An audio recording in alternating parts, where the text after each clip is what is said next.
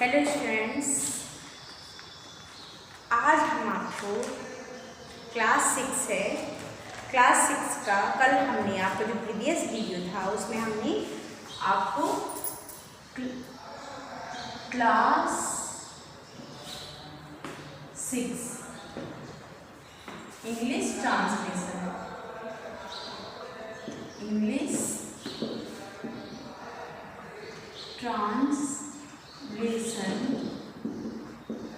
Translation का जो chapter 1 था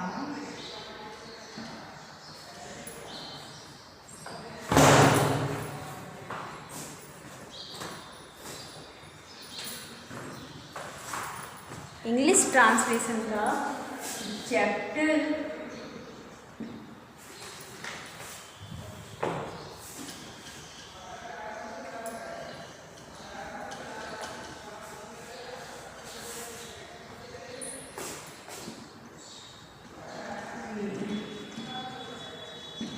चैप्टर 1 था इंग्लिश ट्रांसलेशन का। उसमें हमने जो आपको पार्ट ऑफ स्पीच था, पार्ट्स ऑफ स्पीच, वो हमने आपको कल समझा दिया था। क्या था? पार्ट्स ऑफ स्पीच हमने आपको कल समझा दिया था। आज हमारा नेक्स्ट जो हमारा जो 10 सेंटेंसेस है उसको देखेंगे हम। ठीक है,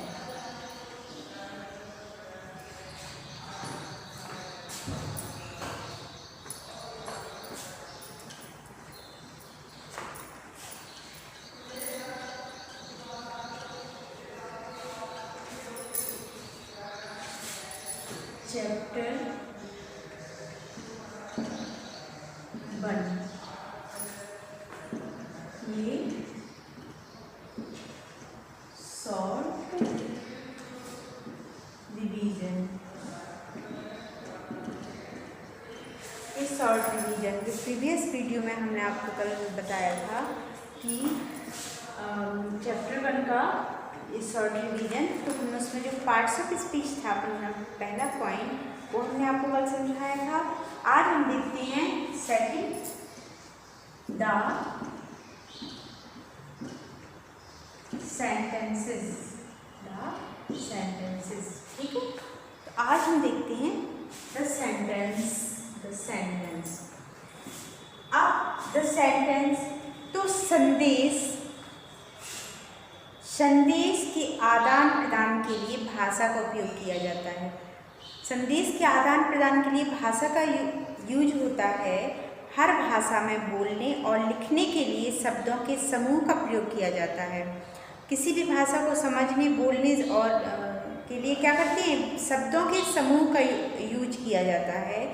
ऐसे शब्दों के समूह जिनके भाव पूरे हों, और ऐसे शब्दों के समूह जिनके भाव पूरे हों को हम सेंटेंस कहते हैं। ऐसे वाक्यों को हम क्या कहते हैं? जिनका भाव पूरा हो, समझ में आए, ठीक है, और उन शब्दों का जो समूह हो उनको हम सेंटेंस कहते हैं। सेंटेंस द्वारा किसी व्यक्ति या वस्तु का उल्लेख करते हैं और उसके संबंध में कुछ वर्णन करते हैं। सेंटेंस में क्या है कि हम लोग किसी व्यक्ति या वस्तु का उल्लेख करते हैं और उसके संबंध में कुछ वर्णन करते हैं।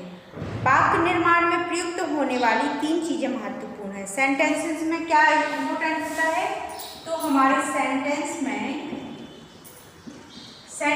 सबसे पहले हमारे होना चाहिए कर्ता, यानी सब्जेक्ट होना चाहिए हमारे सेंटेंस में। फिर हमारे सेंटेंस में वर्ब होनी चाहिए। फिर हमारे सेंटेंस में ऑब्जेक्ट होना चाहिए। ठीक है, तब एक सेंटेंस तैयार होता है। यानी हिंदी में कह सकते हैं कर्ता, कारक और क्रिया।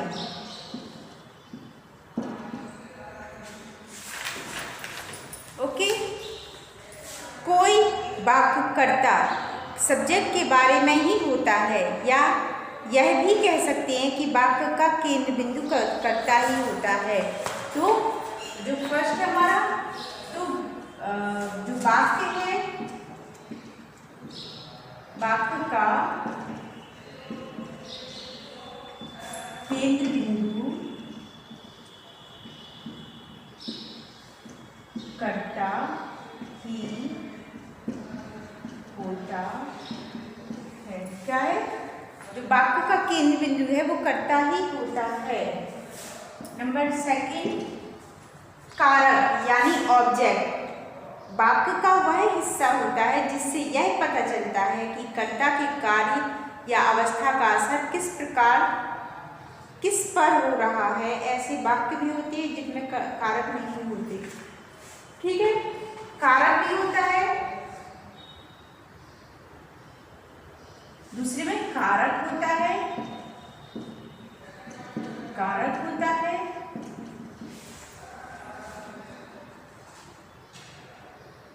वो ये बताते हैं जिससे यह पता चलता है, यह पता चलता है कि यह पता चलता है कि कर्ता के कार्य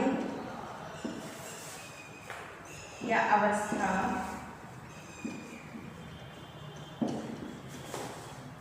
का असर किस पर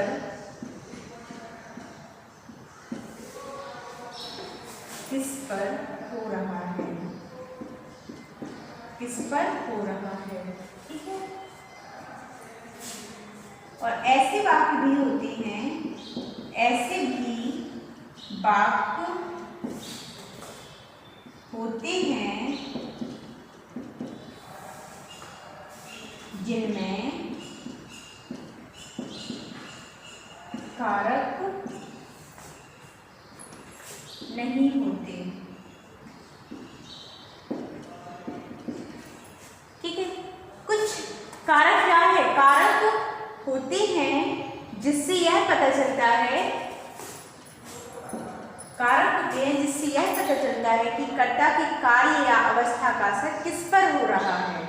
ऐसे भी वाक्य होते हैं जिनमें कारक नहीं होते, जिनमें ऑब्जेक्ट नहीं होते। ठीक है, तो फिर कर्ता के कार्य या अवस्था की जानकारी क्रिया से मिलती है। जो सब्जेक्ट होता है, सब्जेक्ट की कार्य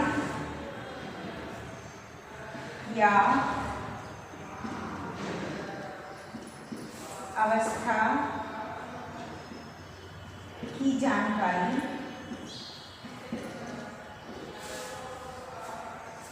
क्रिया से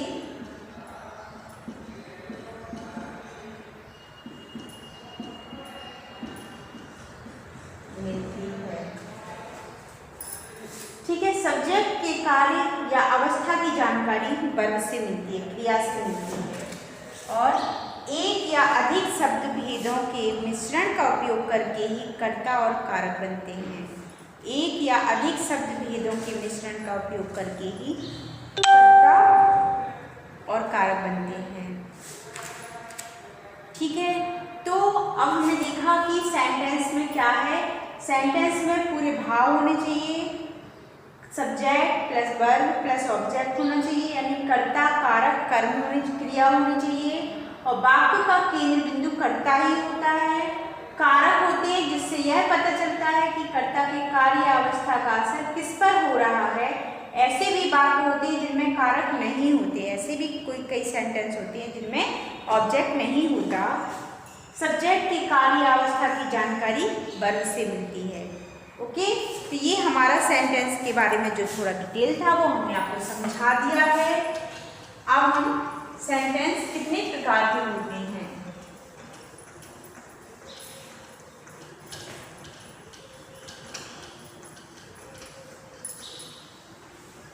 ठीक है, अब हम ये देखते हैं कि टाइप्स ऑफ सेंटेंस।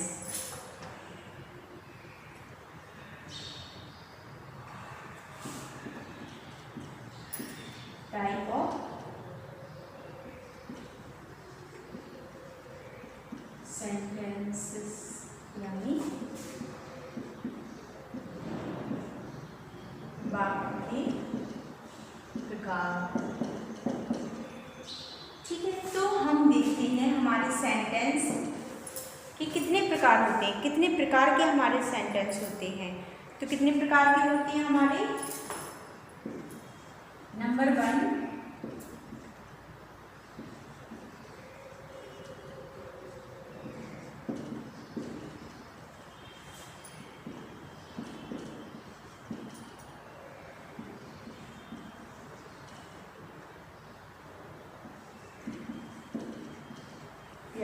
देखिए डिक्लेरेटिव या adjective sentence.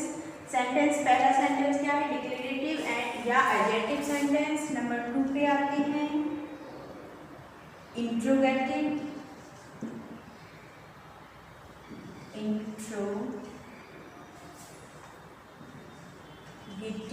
Interrogative sentence. Number 2 है इंट्रोगेटिव सेंटेंस। पहला है डिक्लेरेटिव या एडजेक्टिव सेंटेंस, सेकंड है इंट्रोगेटिव सेंटेंस, थर्ड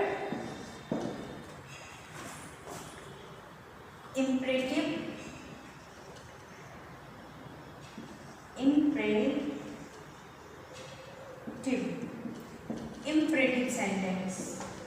ओके, और नंबर 4 एक्सक्लेमेटरी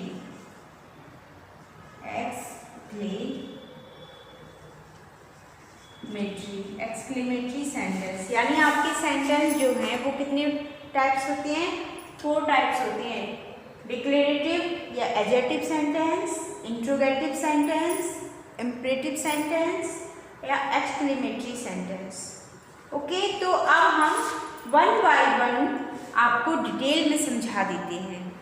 ओके, तो हमारा जो सेंटेंस फर्स्ट है आपका, बाकी का जो प्रकार है आपका जो फर्स्ट है वो देखेंगे।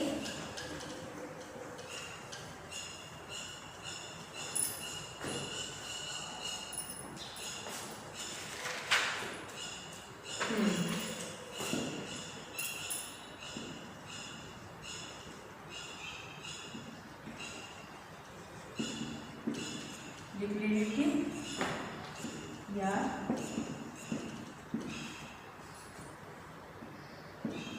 Adjective sentence. ठीक है, तो जो डिक्लेरेटिव या एडजेक्टिव सेंटेंस है उन वाक्यों को कहा जाता है जो किसी तथ्य का वर्णन करते हैं। इस श्रेणी के वाक्यों से किसी की स्थिति की जानकारी या उसका विवरण मिलता है। ठीक है, सिंपल वाक्य जो होते हैं वो हमारे एडजेक्टिव या डिक्लेरेटिव होते हैं। तो एग्जाम्पल के रूप में देखते हैं, ये कैसे वाक्य होते हैं? ये ऐसे वाक्य होते हैं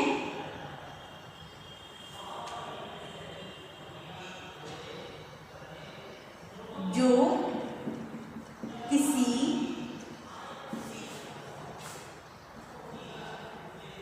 तथ्य का वर्णन करते हैं, तथ्य का वर्णन करते हैं। इस श्रेणी के वाक्यों से किसी की स्थिति या की जानकारी या उसका विवरण होता है। इस श्रेणी के वाक्यों से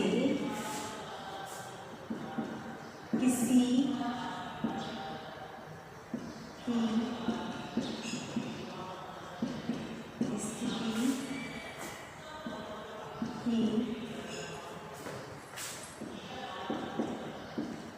की जानकारी या उसका विवरण मिलता है। ठीक है, ये इस प्रकार के वाक्य होते हैं।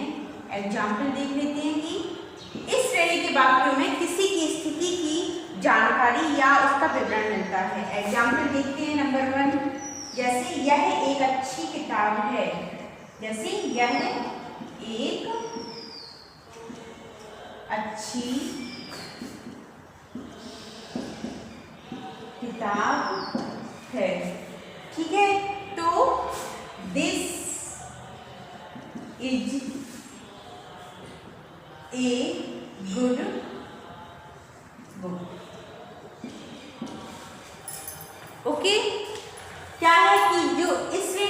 वाक्य होते हैं उनमें किसी की स्थिति की जानकारी और उसका विवरण मिलता है। तो यह एक अच्छी किताब है, ये कौन सा सेंटेंस है? एडजेक्टिव, यानी बिल्कुल सिंपल सा सेंटेंस है। तो this is a good book, ये एक अच्छी किताब है। दूसरा देख लेते हैं, आज सोमवार है, आज सोमवार है।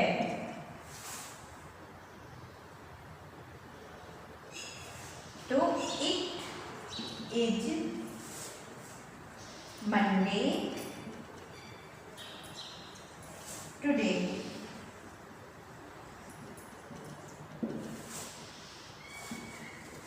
इट इज मंडे टुडे, आज सोमवार है। ठीक है, इसी तरह से मैं फुटबॉल खेलता हूँ, जैसे मैं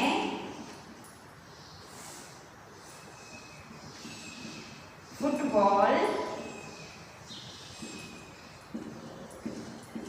खेलता हूँ। I play football, I play football. ठीक है, मैं फुटबॉल खेलता हूँ, तो आई प्ले फुटबॉल। ये आपका क्या है? एडजेक्टिव सेंटेंस है, यानी डिक्लेरेटिव सेंटेंस या एडजेक्टिव सेंटेंस है। ये सिंपल सेंटेंस होते हैं और इस श्रेणी के वाक्यों से किसी की स्थिति की जानकारी या उसका विवरण मिलता है। ठीक है, अब आते हैं हम नंबर 2 पर।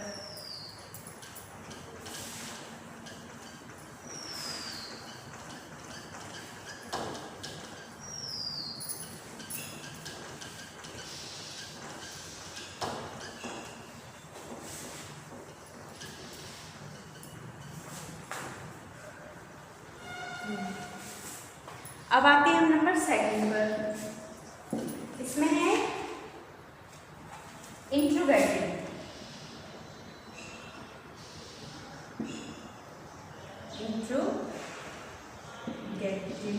Interrogative sentence interrogative sentence. Okay, तो यह वह वाक्य जो प्रश्न पूछता है, कोई भी सवाल पूछने वाला वाक्य इंट्रोगेटिव वाक्य कहलाता है। वह वाक्य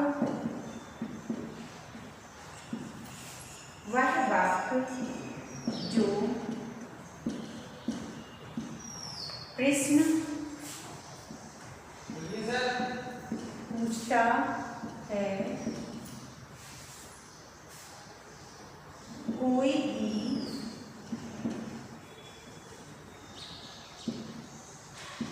भी सवाल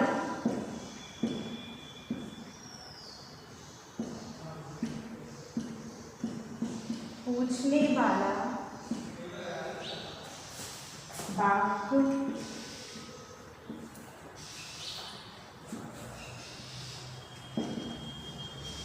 इंट्रोगेटिव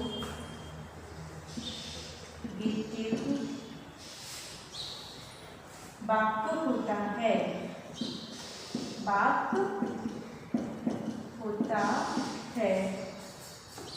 लिखते समय इस श्रेणी के वाक्यों के अंत में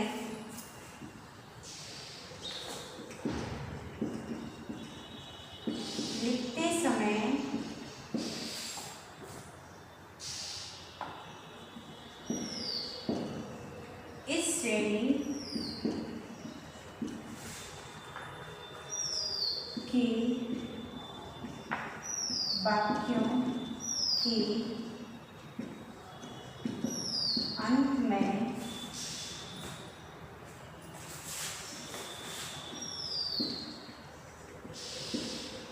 क्वेश्चन मार्क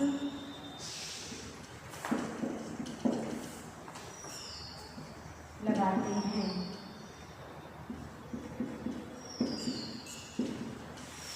ठीक है, ये जो हमारा इंट्रोगेटिव सेंटेंस होते हैं, वह वाक्य जो प्रश्न पूछता है, कोई भी सवाल पूछने वाला वाक्य इंट्रोगेटिव सेंटेंस कहलाता है। और लिखते समय इस श्रेणी के वाक्यों के अंत में क्वेश्चन मार्क लगाया जाता है, तभी पता चलता है ये क्वेश्चन मार्क है। ठीक है, तो एग्जाम्पल देख लेते हैं।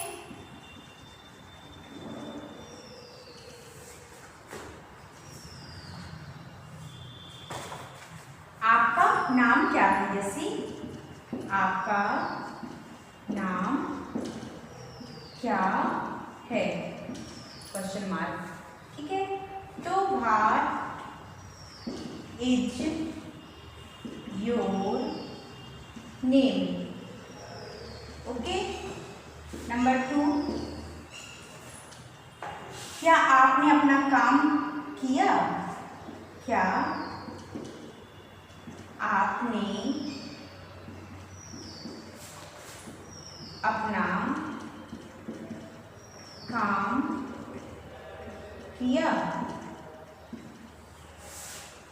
ठीक है, तो हैव यू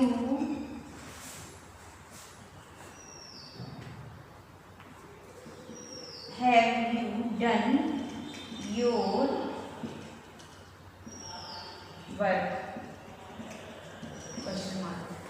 ठीक है, यानी कोई भी सेंटेंस जो सवाल पूछता है, सवाल पूछने पर इंट्रोगेटिव वाक्य होता है और इस श्रेणी के वाक्यों के लास्ट में क्वेश्चन मार्क लगता है। ओके, अब जैसे एक और देख लेते हैं, तुम कहाँ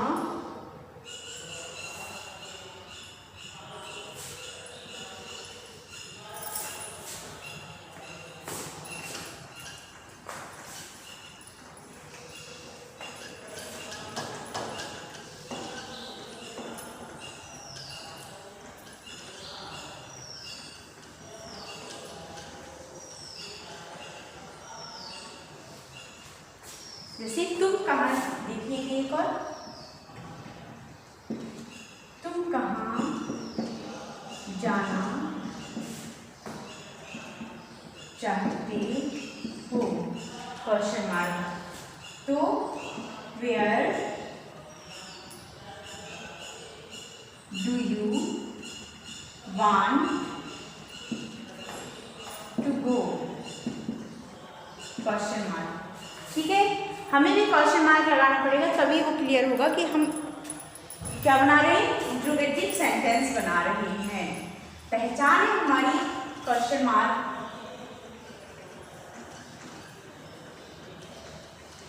ठीक है, अब हम आते हैं इंपरेटिव सेंटेंसों पर। अपना थर्ड है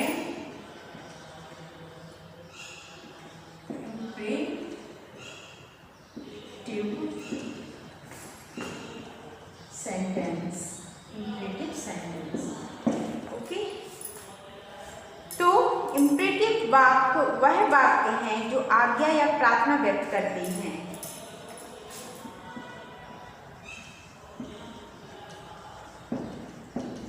इंपरेटिव वाक्य वह वाक्य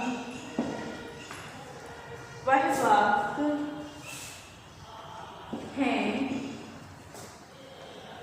जो आज्ञा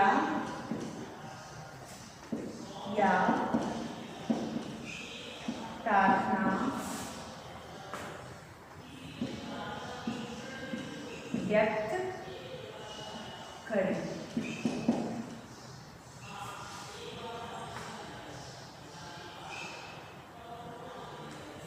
ठीक है, तो ये किस प्रकार के वाक्य होते हैं, ये वाक्य वैसे वाक्य होते हैं जो आज्ञा या प्रार्थना व्यक्त करते हैं, आज्ञा, प्रार्थना, सलाह। ठीक है, तो इस टाइप के वाक्य होते हैं। एग्जाम्पल देख लेते हैं।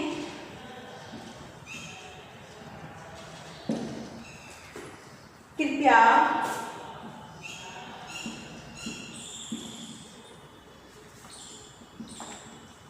सूर्यास्त से पहले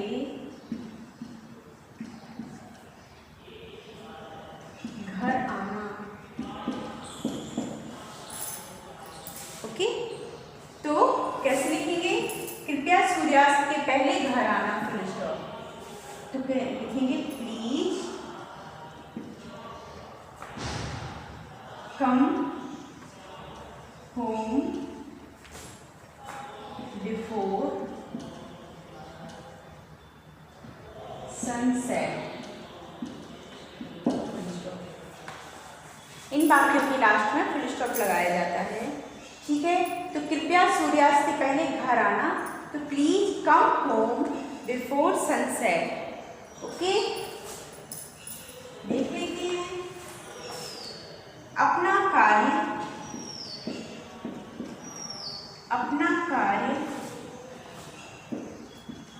अभी पूरा करो। अपना कार्य अभी पूरा करो, तो कैसे करेंगे? कंप्लीट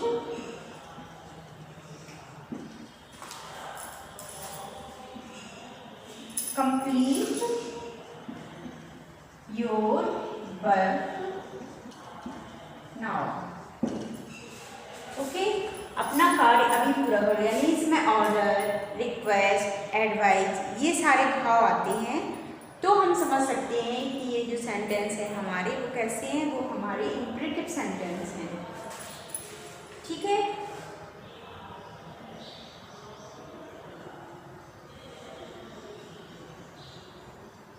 हमें दरवाजे की कॉल देख लेते हैं। हमें दरवाजे की चाबी दो। ठीक है, तो कैसे करेंगे? गिव अस, हमें है ना, गिव अस द डोर की, फुल स्टॉप। ओके, अब हम देखते हैं हमारा एक्सक्लेमेटरी सेंटेंस।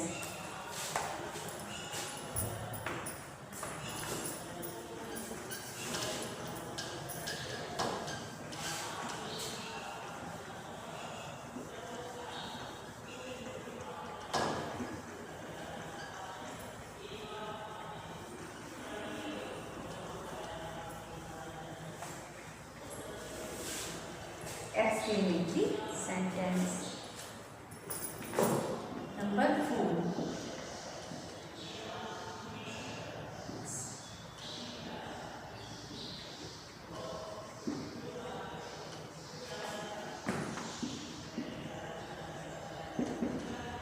Exclamatory sentence,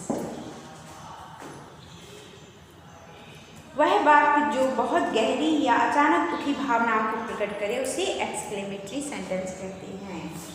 तो वह वाक्य जो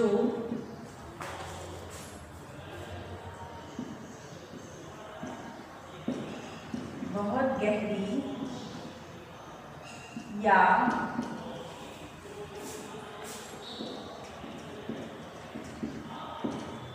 अचानक उठी भावनाओं को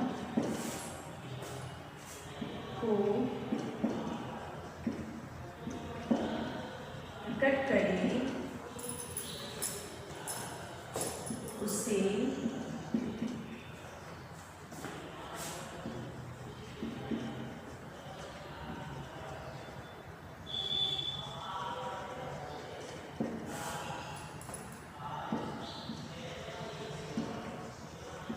सेंटेंस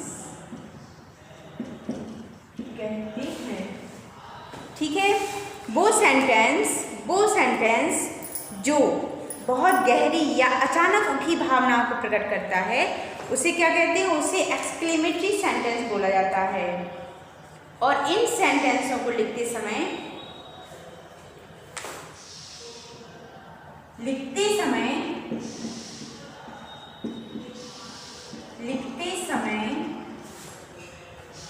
इनका अंत विस्मयादिबोधक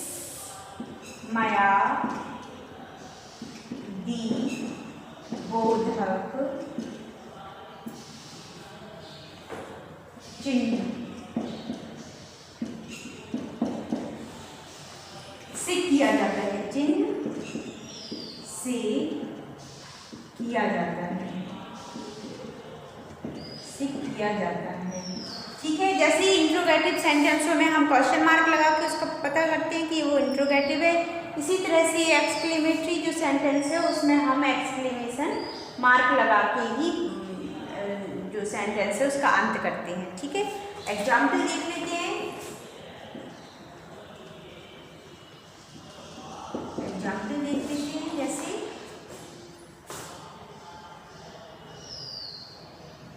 ये P, हम हिंदी में भी लगाएंगे। ये P, मैं जीत गया, मैं जीत गया। ठीक है, तो बनाएंगे इसको। ये P, I have done, I have won, जीत गया, I have won। ठीक है, I have won। इसी तरह से O,